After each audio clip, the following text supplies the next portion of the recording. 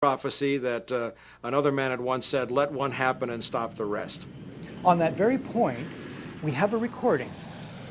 Hi, Boston Center, TMU. We have a problem here. We have a hijacked aircraft headed towards New York. We need someone to scramble some F-16s or something up there to help us out. Is this real world or exercise? No, this is not an exercise, not a test. Now, the 9/11 Commission didn't mention the war games, is that right? No, in their final report they did mention, I think in one paragraph, Vigilant Guardian, but the response given by NORAD Commanding General Ralph Eberhart and other Air Force spokespeople was absolutely nonsensical, and it made no mention of any of the other war game exercises. Eberhart's position was, in fact, which is a very ludicrous position, that the Vigilant Guardian exercise, leaving aside the others, actually helped speed response on 9/11, and that is absolutely not the case.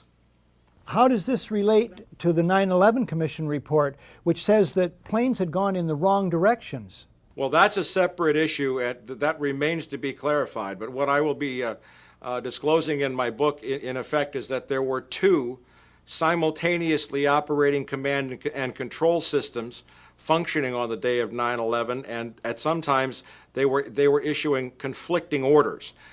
We do not have a clear explanation for why fighters from Andrews Air Force Base were sent out over the sea first and couldn't turn around, because the 9/11 Commission seemed to change all the evidence just arbitrarily right before it issued its final report. So we don't have a clear explanation, but certainly there was this all consistent with a motive that said make sure that the fighters don't get to any place in time to stop the three critical attacks on the World Trade Center and the Pentagon.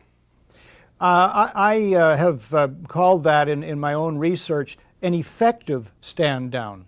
Would you say that would be a correct characterization? Well, it is a de facto stand down. That was the intended result. I would really call it an intended paralysis. With only 8 available fighters, and fighters have to be scrambled in pairs, you only had a chance for 4 responses out of what we have confirmed were as many as 22 possible hijacks showing up on radar screens. That is fascinating and damning information. I look forward to your book. What about the motivation for the whole of 9/11? Well, overall, the primary motivation was something we call peak oil, the fact that the world has either passed or is at now its permanent peak of hydrocarbon or oil production, and now about to go into a condition of permanent and irrevocable decline in oil production, even as demand is soaring exponentially, both in the West and in China, Asia, and the developing countries. This has set off what we from the wilderness, and certainly in my book we will describe as a very bitter sequence of conflicts, as Dick Cheney told us in the war that will not end in our lifetimes, to secure the last remaining oil reserves on the planet. We've seen a lot of other instances where this kind of attack was predicted and stated as a requirement for the American empire to mobilize its military resources. Zbigniew Brzezinski did in his book, The Grand Chessboard, in 1997. The Project for a New American Century called for a new Pearl Harbor in 1992. So there is, there's a lot of evidence here showing very clearly that this attack was needed. It was planned, and all of the evidence that has been so diligently compiled has just been absolutely ignored by the Keane Commission. And finally, Michael, I certainly, for one, accept your motive of peak oil. What about other motives that could be involved? Well, if you are going to, as Zbigniew Brzezinski wrote, he said some kind of direct external threat, an attack like Pearl Harbor. Basically, he said you have to scare the bejesus out of the American people to get them to support the, quote, imperial mobilization, those were his words, necessary to secure these vital resources in these strategic geopolitical regions on the planet. Without that, the American people would never have gone for it. And of course, now in late 2004, we are beginning to see that the American people aren't going along with it now either. Michael, thank you for this today. Bye-bye, Barry. Dr. Robert M. Bowman is a veteran of 122 combat missions in Vietnam. His 22-year Air Force career culminated in his job as Director of Advanced Space Programs Development for the Air Force Space Division during the presidency of Ronald Reagan. He's president of the Institute for Space and Security Studies. His presentation to the Citizens Inquiry was titled, "A Fighter Pilot Looks Back at 9/11 and Forward to a Resurrected America." 9/11 is related to just about everything else, particularly the war against Iraq. These two things have one aspect very much in common. They are both, in my opinion, treason.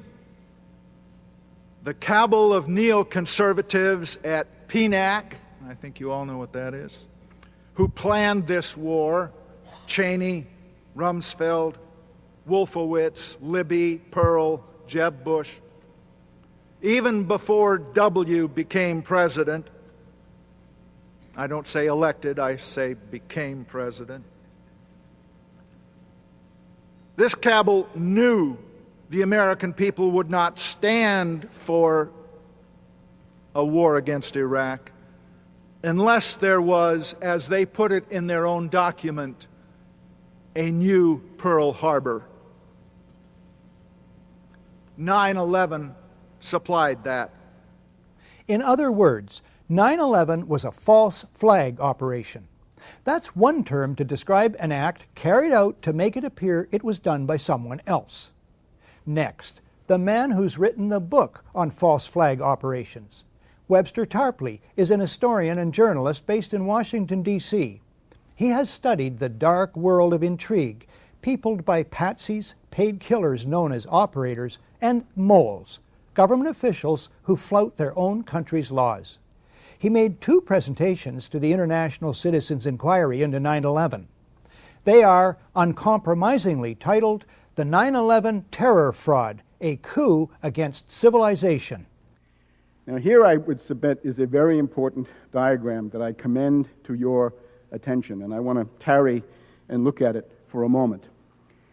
We are dealing with state-sponsored false flag terrorism. I don't mean state-sponsored in the sense that it has to be sponsored by the entire command structure of the country in question, but that it is carried forward by a private network ensconced and infesting decisive nodal points in the state apparatus of that country. I'll try to show you what I mean. Here we have to distinguish a world of patsies, the people that you hear about. I'll try to show you some of this in detail. The people we can call the dupes, the useful idiots, the fanatics, the police agents, the double agents, the provocateurs, in short, the Oswalds, the fall guys. Lee Harvey Oswald, "I'm just a patsy," direct quote. That's one group.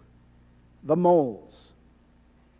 This is the group of government officials, the network of government officials whose loyalty is not to the command structure, the Constitution, or their country in some diffuse sense, but rather their loyalty goes to a private intelligence network, a private clique, faction, a group of putschists, if you will, people trying to have a coup d'etat.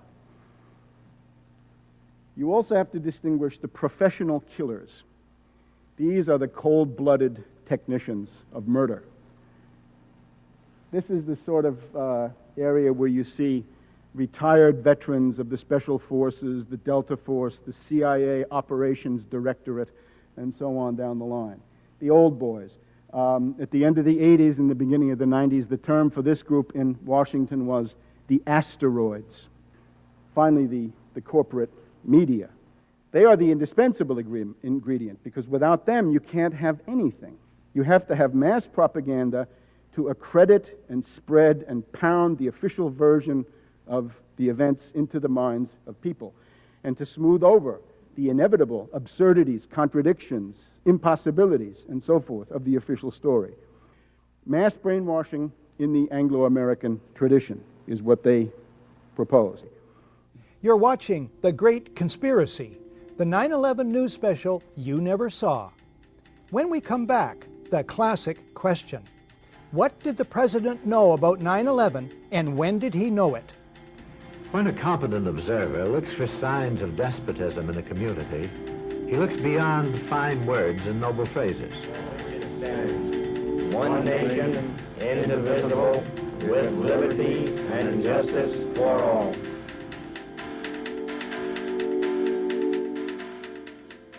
Welcome back to The Great Conspiracy, the 9/11 news special you never saw. What did George Bush know about the events of 9/11, and when did he know them? I'm not asking what George Bush, or Bill Clinton for that matter, knows or should have known in the weeks or years before based on this or that so-called intelligence report that he sees or should have seen about vague or not so vague alleged terrorist threats. No, my questions are much more restricted. I'm asking what specific advance information George W. Bush has about the first plane hitting the World Trade Center before it strikes. How does he get that information and from whom? Why does he act as if he has far less information than the record shows he must have had? Initial news reports show the President informed of the gravity of the situation that morning. That famous whisper in the ear must be put into context. It takes place at 9:05. That's 1 hour and 5 minutes after the first hijacking. 45 minutes after the FAA is aware of multiple errant airliners. 20 minutes after the first aircraft smashes into the Trade Center. 18 minutes after CNN breaks into regular programming. In other words, a torrent of hot water churns under the bridge before whisper time. Researchers Jared Israel and Ilarion Bykov of EmperorsClothes.com write shortly after 9/11. The President of the United States travels with an entire staff, including the Secret Service, which is responsible for his safety. The members of this support team have the best communications equipment in the world. They maintain contact with, or can easily reach, Bush's cabinet, the National Military Command Center in the Pentagon, the FAA. Information concerning these alarming events must be shared with the President by his staff, otherwise they would be derelict in their duties. Not surprising then, this report by ABC's John Cochrane, traveling with the President, here speaking to Peter Jennings, not long after the President left his hotel. Peter, as you know, the President is down in Florida talking about education. He got out of his hotel suite this morning, was about to leave. Reporters saw the White House Chief of Staff, Andy Card, whisper into his ear. The reporter said to the President, "Do you know what's going on in New York?" He said he did, and he said he will have something about it later. His first event is in about half an hour at an elementary school in Sarasota, Florida. Something is very odd about the President's behavior. The President is aware, by his own words, that something serious is happening in New York. He additionally has to be aware of a great deal more about the situation. You have John Ashcroft later in the day at a press conference. Immediately after the first report of a plane crashing into the World Trade Towers, numerous federal agencies coordinating with the White House mobilized their resources. You have Vice President Dick Cheney, September 16th on NBC's Meet the Press. He tells host Tim Russert, the Secret Service has an arrangement with the FAA. They had open lines after the World Trade Center was... Then he stops himself. You have Laura Brown of the FAA.